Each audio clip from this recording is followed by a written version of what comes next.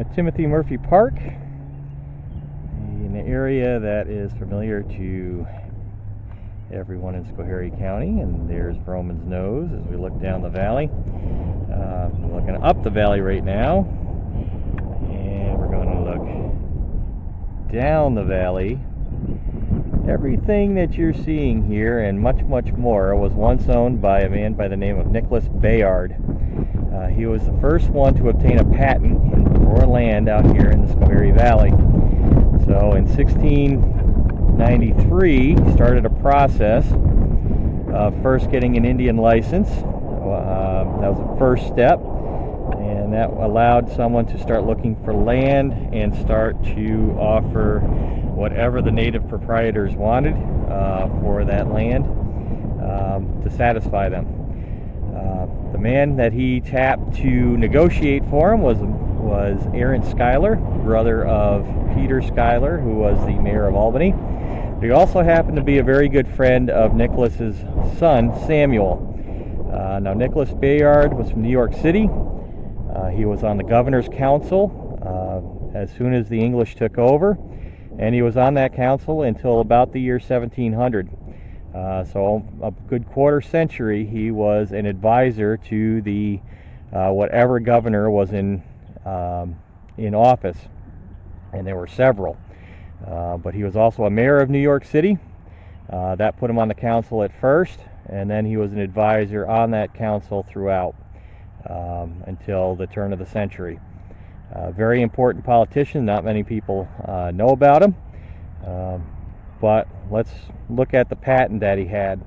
Now, this patent was some 30 to 40 miles long. So everything you see in the Skohere Valley as we know it, Skohere, Middleburg, almost to Break-A-Bean, all the way north to what is now Fort Hunter, was all owned by Nicholas Bayard. Now, patents weren't surveyed of that size. So it was all a guesstimate. It was estimated at 10,000 acres. So when he actually got his patent in 1696, it was for 10,000 acres, but certainly 30 miles long, even 40 miles long, possibly as wide as 10 miles, 5 miles on each side of the Skohere Creek. That's probably considerably more than 10,000. It's more like 100,000. But that's what the patent was for. It was mostly for political favors and services rendered to Governor Fletcher, who happened to be one of the most corrupt governors of the era. He was associated with pirates. Bayard himself was almost hanged for treason when the successor to Fletcher, Governor Bellamont, found out what Fletcher was doing and what Bayard was doing. So Bayard almost lost his life in 1701, but it was spared by a new governor. But the patent itself is a little interesting because after Aaron Schuyler obtained the Indian deed for Bayard, what happened is that Bayard's patent was annulled.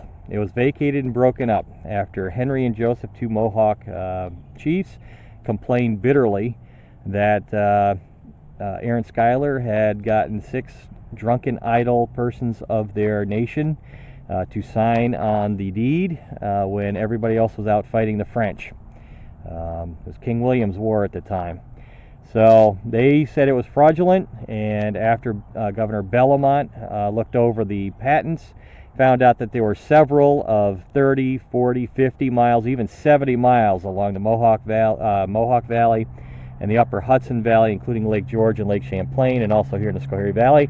They were considered extravagant grants, broken up, vacated by Act of Assembly in 1698, only to be reversed in 1702. And then the first one was confirmed by the Queen. So the vacating and breaking up of Bayard's patent was officially done when the Queen confirmed it in 1708. So for about 10 years, no one could buy or sell land out here. It was in legal limbo until the Queen finally confirmed the land.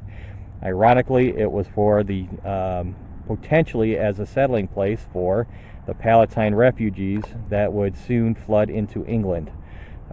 It was already anticipated.